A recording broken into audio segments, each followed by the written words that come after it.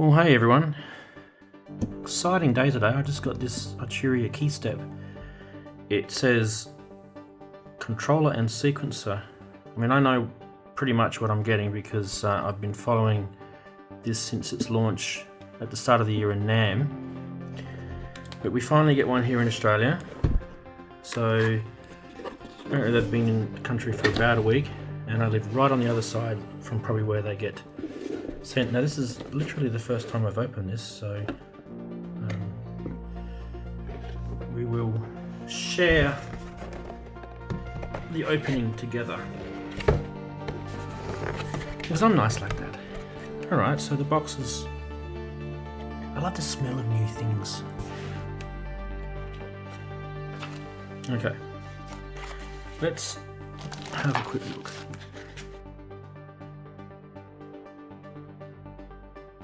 There it is, in all its wonderful glory. So there's the 9V. CD outputs labelled Mod Gate Pitch, a standard 1/4 inch sustain pedal input, sync out and in. This would probably be that square wave type sync, similar to what the Volcas use. I wouldn't be surprised if the Volcas worked off that. We should try that out. MIDI out and in. Now that's huge. This is probably one of the biggest reasons why I wanted this, because it's a USB powered MIDI controller and I've got MIDI out and in on it. So I don't actually need a PC to run MIDI. I've also got this dip switch here which shows that I can switch between internal clock sync, USB MIDI or sync in. So that's also handy. Let's have a look at what it's got up here. It's got a sequencer built in and an arpeggiator, so you can switch between the two. Now if you're in sequencer mode, it would be, I'm guessing this would be very similar sort of technology to the Microbrute, Minibrute type synthesizers which I've got. So I'd be quite happy with that. Now it says here, let me bring this closer to you guys so you can see it. You'll see how it says sequencer / ARP mode, but each one of these labels around here has a number /. So the sequencer would be the number 1, 2, so that's like sequence number 1, so you can store up to 8 sequences here. And the other side where the / is down by 2, up by 2, order random, X, ink, down and up. They would be your arpeggiator modes there. There's a lot of time divisions here. This is actually really good. So you've got 1/4, 1/8, 1/16, 1 32nds, and then you've got your triplets for the same amounts. So that is brilliant. That's a lot of time divisions. I'll be very interested to see how much rate we get, how much tempo rate we get, so we'll go into that. And then a bit more to do with some transport here, tap tempo here. Going over to the left, we have this hold button. That's cool. There's some synths that don't actually have, like for example an arpeggio, you got to actually hold the note down while it's playing. If you hold the note and press hold, I'm assuming that would just keep it playing. That's really good. I love it. It's some synthesizers call it a latch. I think the Bass Station 2 calls it a latch. Shift will give you functions across the top, octave up and down. Now we've got pitch controller and mod wheel. Now these are touchpad. These aren't the old disc, rotary disc things that used to be. Not sure how I'll like that, because I do like my traditional stuff. The keyboard itself, very kind of expected, but it is quite nice how it's finished. It does actually have aftertouch. You can feel it. It's not bad. So you can actually feel, you'll see very, very slightly. We press that, and then that little bit more is the aftertouch. So that's cool. MIDI keyboard channel is selected by the shift. We've got gate, swing, and that's actually really cool. So I'll be actually pretty keen to get this thing going and connect it up to some stuff. It's working. I love it. So, no computer required for a MIDI controller. It's not the... There's MIDI controllers out there that don't require computers. That's not the thing. I mean, I've got an Akai MPK25, and you can plug the DC in and it works, and it's got MIDI in it. But it's a micro keyboard, and I don't know of any other micro type keyboard MIDI controller with all this functionality, sequences and arpeggiators and CVs and all that sort of stuff, and MIDI DINs in it. Like, for example, I've got this Korg micro key. It's quite nice, but it's USB, no MIDI. And I've opened this thing up, and there's literally no room in here for me to hack this to put a MIDI in, so that's not getting used much. Okay, let's have a look at the MIDI Control Center. Okay, so the MIDI Control Center has, these are the controller settings where you can change all the different things like MIDI input, MIDI through. So the MIDI out becomes MIDI through instead of MIDI out. The hold switch, you can make it a gate or a toggle. You can change its function to hold the keys, sustain the message, or do both. It's pretty handy. Some of this stuff you guys can go through on your own. Sequencer settings, you can muck around with how it starts and stops, chaining and that sort of stuff. Okay, CV gate settings, this is the big one. Okay, so this is volts per octave for pitch, hertz per octave. Hertz per volt would be the Korg MS-20, and the volts per octave would be the Moog and most of the other standard stuff. Now, 0 volt is set to C2. You can change that. You can change the mod CV control voltage and the source of the mod, so it can be velocity aftertouch on the module itself. So on the back you'll see that mod CV connector, that's what it's for. For gate, we can change it from S-trig, V-trig 5 volts or V-trig 12 volts. Cool. Right, now this is the nice area here. So with the sequencer we can sync, and you can see here sequencer number 1, it's just pulled all that information off. Sequencer number 2, notice there's chords, so there's 2 notes being played at once, so the sequencer can do chords. That's pretty cool, not bad at all. And this one's got tying, that's the tying symbol there. Sequencer length, this one has got a 64 length sequence. Look at that. It's a pretty cool sequence that goes all that way through. So let's have a listen to that.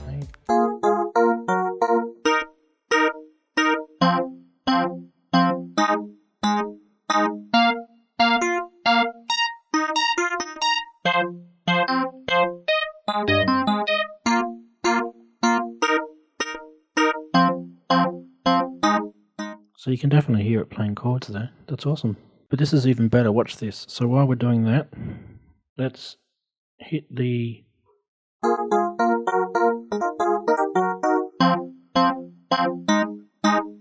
keyboard play mode.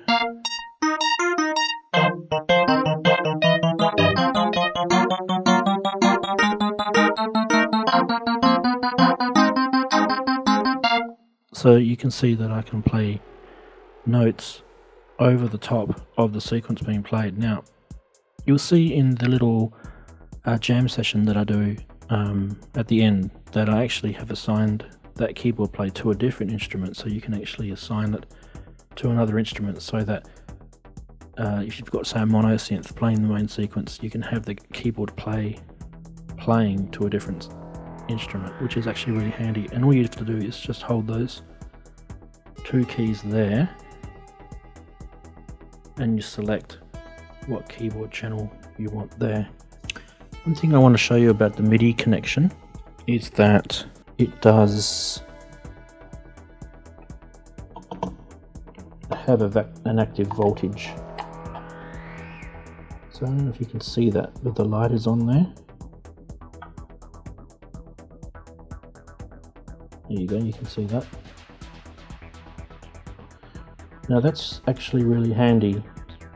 Okay, so another thing that I've noticed with the software is that you do actually have to by default change the sync in and out to work with the Korg Volcas, and you'll see here by default it's set to 1-step clock, and you'll see here below 1 is 1 pulse in brackets Korg, so I'm assuming that that is going to now work. So we take the MIDI out.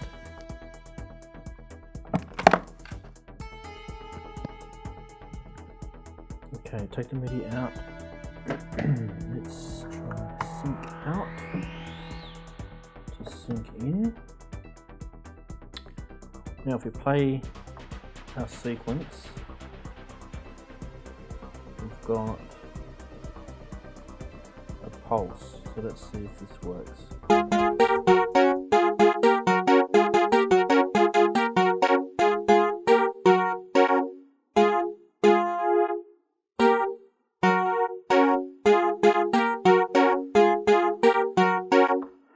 Now that's pretty cool, because I wanted to check what this would be like if I had the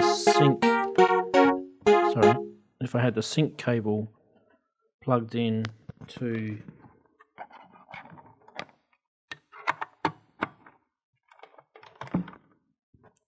we had this MIDI plugged into the Volca FM. Let's grab another Volca, one sec. Okay, let's try this out now. We've got the Volca Sample and the Volca FM. Volca FM connected via MIDI, Volca Sample connected via sync.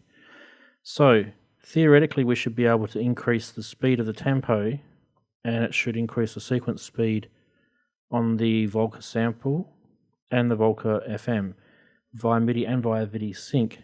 When I hit play, it will start the internal built sequence on here, so just let me hit stop on that. Then you'll hear the internal sequence on, the KeyStep sequence. Then I'll start playing with it. So let's turn the mic down and give it a go.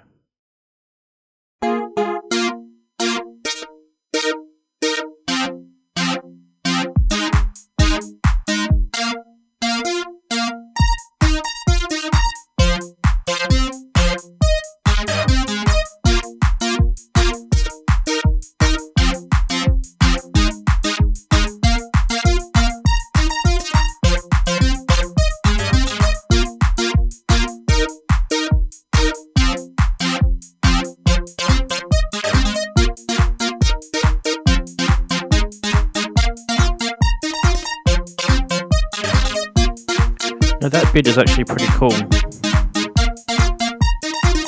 You can increase the time division, which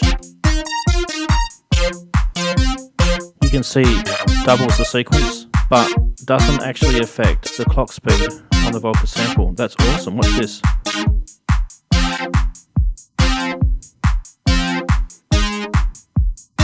Now we'll go up to 1/8, 1/16, and 1/32.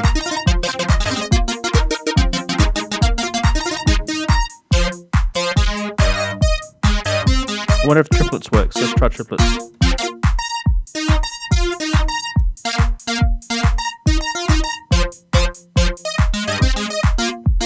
Yep, beautiful. That's awesome. That's really cool. So there you go. So on the clock settings back onto the PC screen, you'll see that that pulse Korg has to be enabled for that sync back onto the back of this, for that sync cable to work. And what's really cool is you can have MIDI happening, sync happening, And we still haven't even played with CV gate yet. Why don't we have a go at that now? Let's bring a Microbrute into the equation. Back in a sec. Alrighty, this one here we had to adjust on the computer the 0 volt MIDI note to C2. Otherwise it was just way too high. Alright, let's have a look over here and let's get a sequence going.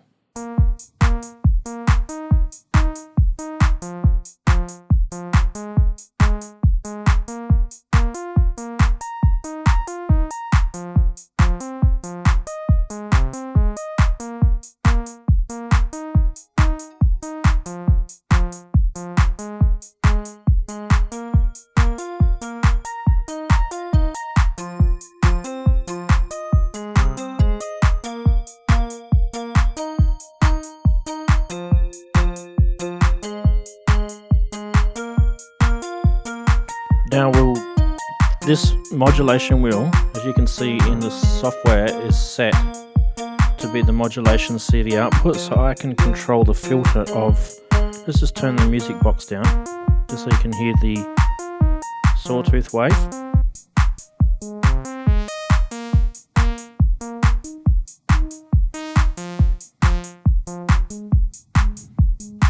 So you can see that's the equivalent of operating the mod wheel on the synth. And as you can see, that's pretty cool, because that way you can have CV pitch, CV gate. So CV pitch is there, CV gate's plugged into the back. And the mod wheel is controlled now by in this case I'm controlling the filter by this mod wheel here. And you can control the mod CV via the mod wheel here, via velocity, or via aftertouch. Anyway, let's go back to the sequence.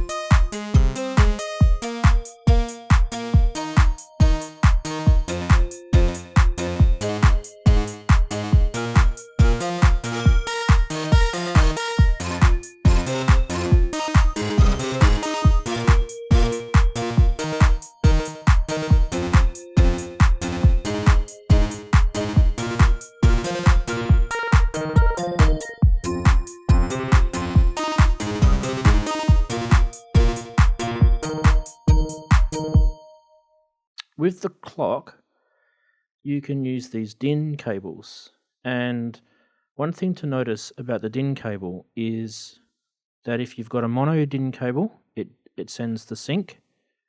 If you use a stereo DIN cable like this one, where you can see it's got the 3,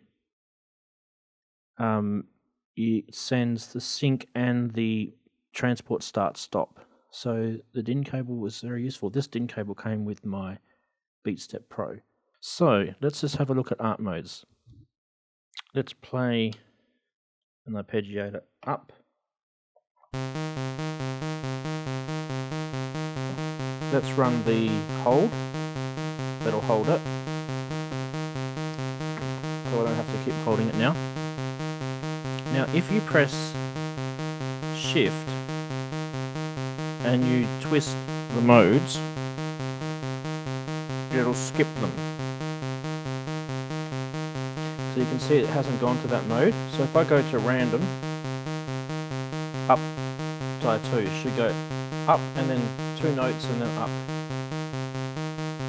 See that? And I've skipped all those other modes. So that's actually really handy. Alright, let's have a look at chord mode. And chord mode is basically you hold down Shift and press the hold button, and then you hold down 2 or more notes. Now whenever I press a note, it'll play that chord at that bass note.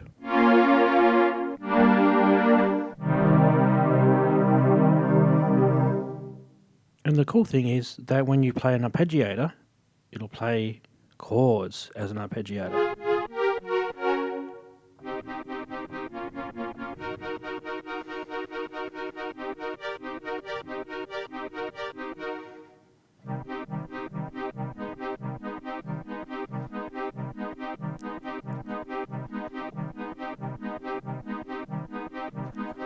And you can also hold the chord.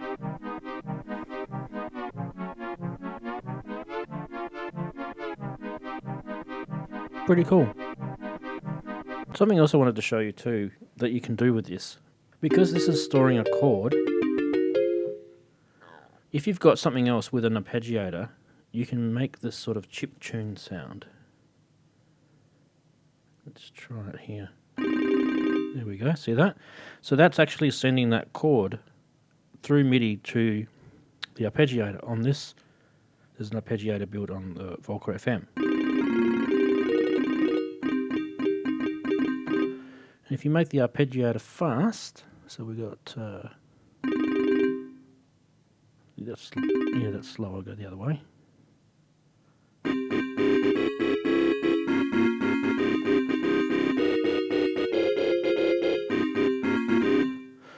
So that sounds like one of those, chip-tuney things. Make this thing just go crazy fast. Let's try it.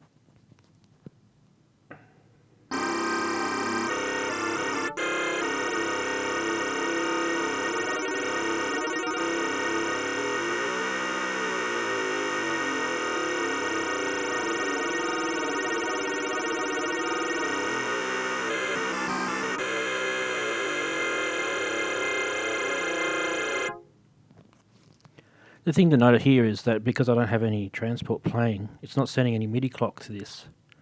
So I can adjust the tempo to whatever I want. That's cool. And through Minibrute.